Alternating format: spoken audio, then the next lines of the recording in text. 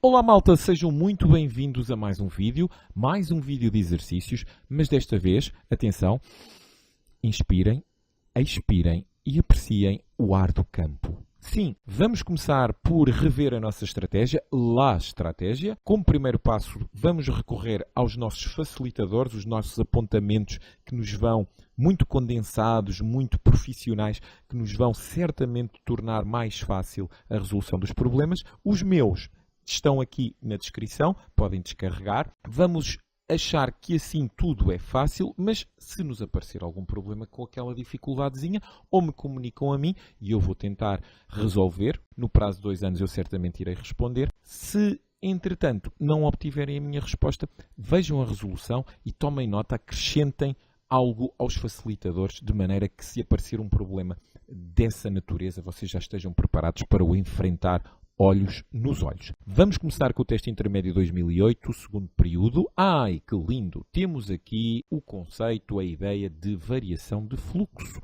Porquê?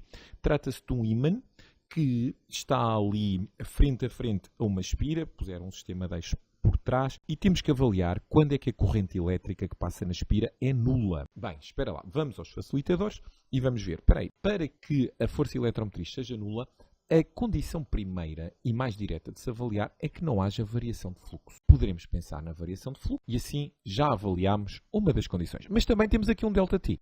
Então, este ΔT avalia a rapidez do movimento. E considerando a variação de fluxo e a rapidez do movimento, podemos então pensar naquilo que é a tradução da indução eletromagnética por esta forma. Então vamos lá ver. Será que a corrente elétrica que passa na espira é nula quando o ímã e a espira se deslocam verticalmente para cima com velocidades diferentes? Não. Assim vai haver variação de fluxo. Vai haver ali uma variação na quantidade de linhas de campo que vão interagir com a minha espira. Será que é quando o ímã está em repouso e a espira se... Não. Novamente, não. A espira desloca-se. Não faz mal o ímã estar em repouso porque vai novamente haver uma variação de fluxo. Será que é quando o ímã está em repouso e a espira se desloca? Não. Continuamos a ter uma variação de fluxo. Então vamos à D. Sim, porque se deslocarem os dois com a mesma velocidade, eu não vou conseguir ter essa variação de fluxo. Teste intermédio 2008, segundo período. Ainda estamos em 2008, nesta nossa máquina do tempo 4.2. O que é que está em causa? Vetor campo elétrico e linhas de campo. Ora, como é que nós vamos decidir que esta é a C? Isto é bué fácil. Temos aqui então as nossas linhas de campo elétrico que não estão equidistantes. Aqui estão mais próximas e aqui estão mais afastadas. No ponto A é uma zona onde as linhas de campo estão mais afastadas e, portanto, o vetor campo elétrico, que seria aqui uma reta tangente a este ponto, terá uma menor intensidade do que aqui. Portanto, eles criaram aqui uns valores fictícios e nós não nos deixamos ludibriar com isso e vamos escolher a C. Sim. É claramente um problema muito saudável. Teste intermédio 2009, segundo período. Sim, campo elétrico uniforme. Conhece o campo elétrico uniforme? Não? Então vai ler. É muito fácil. Força elétrica. Sabes como é que a força elétrica se relaciona com o campo elétrico? Não, não precisas de ir ler porque eu escrevi aqui. Então repara, tenho aqui a minha linha de campo, eu conheço as linhas de campo elétrico e elas têm o sentido da carga positiva para a negativa. Ups, só pode ser a B ou a C. Então e a força elétrica? Bem, com esta fórmula, isto quase que parece uma fórmula spoiler, pelo menos neste contexto. Mas não, estamos aqui a cuidar da tua saúde. Queremos que sintas o ar do campo. Força elétrica é igual à carga vezes o campo elétrico, mas esta carga é negativa. Então se esta carga é negativa, o vetor força elétrica vai ter sentido oposto ao vetor campo elétrico. Opção B. Sim. Problema muito saudável este. 2010, segundo período. Muitas vezes, quando os alunos tentam estudar, basta ver o meu vídeo teórico e eu posso até confessar que ponho e falo, se calhar, de coisas a mais. Algumas pessoas podem pensar, tanta coisa para quê? Porque há pessoas que necessitam de saber de onde é que as coisas vêm. Eu sou uma dessas pessoas. Mas há outras que não. E há outras que preferem ser claramente objetivas. Então, para essas pessoas mais objetivas, temos então esta resposta. Conheces o processo de indução eletromagnética? O que é que diz esta lei de Faraday? Como é que podemos traduzir esta indução eletromagnética? Fácil. Vai aos facilitadores e lê esta informação. Algo vai fazer variar o fluxo magnético. Algo vai fazer variar a rapidez do movimento, aquele ΔT. qualquer coisa pode acontecer de forma que se gere uma força eletromotriz, que nem sequer é uma força. Foram chamar a isto força eletromotriz e a unidade é o volt. O movimento da roda vai provocar a rotação do ímã, está ali escrito, e essa rotação vai provocar uma variação de fluxo. Essa variação de fluxo vai dar origem a uma força eletromotriz e essa força eletromotriz vai induzir uma corrente elétrica. Teste intermédio 2010, ainda segundo período. E este é um gráfico que está sempre a dizer a mesma coisa, que é um gráfico onde nos é possível avaliar se houve variação ou não de fluxo. E, portanto, com a nossa fórmula, nós sabemos que esta variação de fluxo, se caso exista, pode então dar origem a esta força eletromotriz, que não é força. Mas, olhando para a pergunta, qual dos intervalos seguintes o módulo da força é maior, eu rapidamente percebo que é no intervalo de T2 a T3, porque é neste intervalo que ocorre maior variação de fluxo. Muita saúde para ti e para a tua família. Teste intermédio 2011, segundo período. Linhas de campo. Esta então é dificílima. Opção D. Claro, também, o que é que querias? O que é que estavas à espera? Uma coisa tão simples como esta. Até podia estar aqui um condutor elétrico. Esta figura faz-me lembrar a experiência de Ørsted. E depois estão aqui linhas de campo que não são equidistantes. Portanto, estas estão mais próximas, porque aqui é maior a intensidade do campo magnético, neste caso, e estas cada vez estão mais afastadas, a intensidade do campo magnético diminui com a distância R, por exemplo, ao condutor que aqui não se encontra representado. Fácil. 2011, segundo período ainda. Mas se quiseres, nesta figura, representar o vetor campo magnético, sabes as condições, então vai ler. Se não sabes, vai ler como é que se representa, quais são as regras para a representação do vetor campo magnético e até do vetor campo elétrico, quando possuímos figuras em que estão representadas linhas de campo. E vais perceber que a resposta só poderia ser a C. 2012, teste intermédio. Este problema aqui é muito interessante. Porquê? Porque é um problema de tradução. Mas é um problema de tradução com algumas regras. Se não reparem, isto aqui representa o fluxo magnético e representa que neste primeiro intervalo de tempo ele não varia. Então, se não varia a força eletromotriz, se isto aqui é 0, aqui também é. E, portanto, só pode ser a B ou a C. Mas depois o fluxo magnético varia. E agora vem esta observação pertinente, já que sou eu que estou a fazer lá. Se houver uma variação de fluxo magnético, tem que haver um valor inicial e um valor final. Depois tem que haver um intervalo de tempo. Confere. Mas a dividir por este, vai dar um valor de força eletromotriz. E aqui está uma carrada deles. Esta reta diz-me que é uma carrada deles. Mas esta não.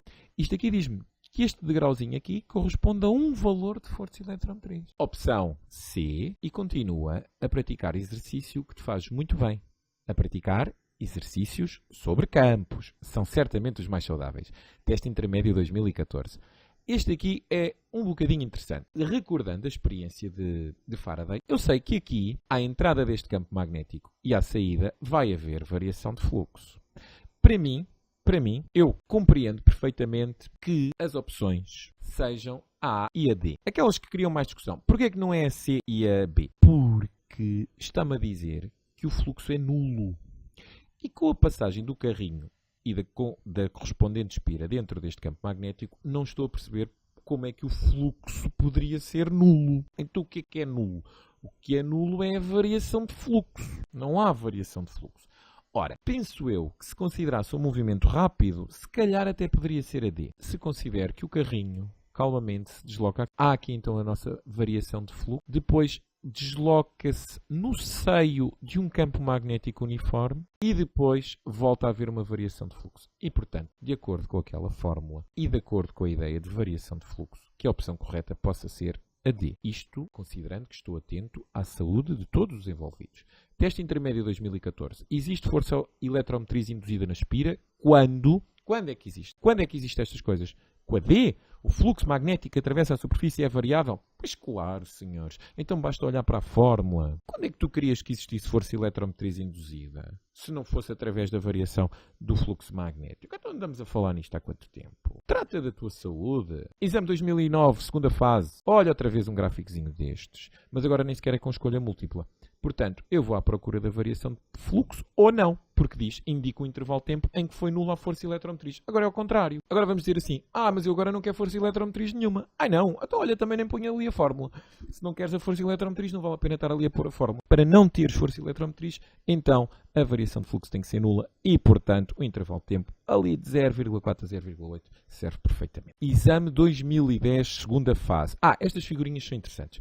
Estas figurinhas são interessantes porque são fáceis, retratam o conhecimento que tu podes ter ou não sobre as linhas representativas de um campo magnético gerado por um dipolo magnético ou ali as linhas características de um campo magnético uniforme. Esta resposta é tão simples que eu vou-me abster de explicar que, obviamente, aqui o campo é mais intenso do que aqui, e aqui, como é um campo magnético uniforme, a intensidade será igual em todos os pontos ali do campo no interior. Aqui também vai haver linhas de campo. Não costumam estar representadas. Fica para a próxima. Exame 2010, segunda fase. Agora esta eu acho mais interessante. As linhas de campo, nós já sabemos que num dipolo magnético tem este sentido do polo norte para o polo sul. Mas o que é que está ali a fazer uma agulha magnética? Porque isto faz-me lembrar, associar. Ora, o campo elétrico gerado por uma carga ou por um dipolo elétrico, como é que nós vamos à procura da existência deste campo elétrico? Nós vamos à procura da existência deste campo elétrico através de uma carga-prova. Por isso é que ela se chama carga-prova. É ela que vai atestar a presença do campo elétrico. Então e no campo magnético? Então e no campo magnético? Ninguém fala nisso. Então o que é que o Ørsted teve lá a brincar com as bússolas e aproximou do condutor e a bússola? Não poderemos então nós encarar a agulha magnética como uma espécie de carga-prova? Sim. Então como é que ela se comporta num campo magnético? Sabes? Não sabes. Vai ler. Vai ao documento dos facilitadores. Já devias saber de antemão. Chegavas aqui a este exercício. É a V. Porquê? Então porque o polo norte da agulha magnética aponta no sentido das linhas de campo. Exame 2011, primeira fase. Agora o que está aqui em causa é a ideia de fluxo magnético, com a sua fórmula, e pela primeira vez nesta viagem pelo campo, eu vou abordar um exercício com base neste parâmetro aqui. Se não reparem, o campo é constante. O campo magnético tem, nas 4 figuras, um valor constante. O número de linhas é sempre o mesmo. Esta área da espira, se ouvires atentamente o vídeo teórico acerca disto, podes aperceber-te da relação de alguma cumplicidade entre a área e o ângulo. Mas para não criar confusão, vamos só falar do ângulo. Quando é que é maior o módulo do fluxo magnético? Ora bem, aqui é igual, a espira é igual, vamos considerar que a área também não varia. Então, qual é o valor máximo para um cosseno? É 1. Então, e qual é o ângulo que proporciona esse valor máximo? 0. Então, mas aqui está a fazer 90 graus. Pois, aí tens mesmo que estudar, porque vais perceber que não é o plano da espira que vai ser a referência para este ângulo, mas sim uma perpendicular a esse plano. Agarras na perpendicular a esse plano, comparas com as linhas de campo e vês, é nesta situação que o ângulo entre essa perpendicular e as linhas de campo é 0. E depois dizes, é a opção C. Sentes-te bem, sentes-te feliz, isso é bom para a tua saúde. E percebes porque é que estes problemas são claramente a melhor escolha. 2013, época especial. Vamos falar de microfones. Uau! O que é que nós temos aqui? Quanto mais rapidamente. Rapidamente é esta parte aqui da nossa forma, o meu ΔT. Ora, mais rapidamente, menor intervalo de tempo. Menor intervalo de tempo, maior a força eletromotriz, que já sabemos que não é força nenhuma. Portanto, maior. CD. Então, e o fluxo magnético através da bobina será maior? Ou será maior a taxa de variação temporal? Fluxo magnético maior. Então, mas eu nem estou a mexer nisto aqui em cima. Eu estou a mexer aqui. Então vamos escolher a D. A taxa de variação temporal é que será maior. A taxa de variação temporal, isto tudo, graças à variação aqui, graças ao menor valor deste, isto aqui vai ficar maior. Percebeste? Exame 2013, época especial. Sabes qual é o sentido das linhas de campo? Sabes desenhar linhas de campo magnético uniforme quando sabes que aqui é o polo norte e o polo sul? Então sabes. Então sabes que as linhas são paralelas, retas paralelas, com o sentido de norte para sul. Uma que passa aqui no ponto P tem o sentido de norte a sul. Tem o vetor campo magnético. O vetor campo magnético é uma tangente a essas linhas que, neste caso, se vai sobrepor a essa linha de campo e que vai ter o sentido dessa mesma linha. Opção D. Esta foi uma resolução simples e saudável. Exame 2014, primeira fase. Será que a experiência de Faraday permitiu concluir que um campo elétrico origina sempre um campo magnético? Não, não. Será que a experiência de Faraday conclui que um campo magnético origina sempre uma corrente elétrica? Origina sempre. Então onde é que entrava aqui a variação de fluxo magnético? Uma corrente elétrica pode originar um campo magnético? Vai lá ler, vai lá. Eu espero aqui um bocadinho.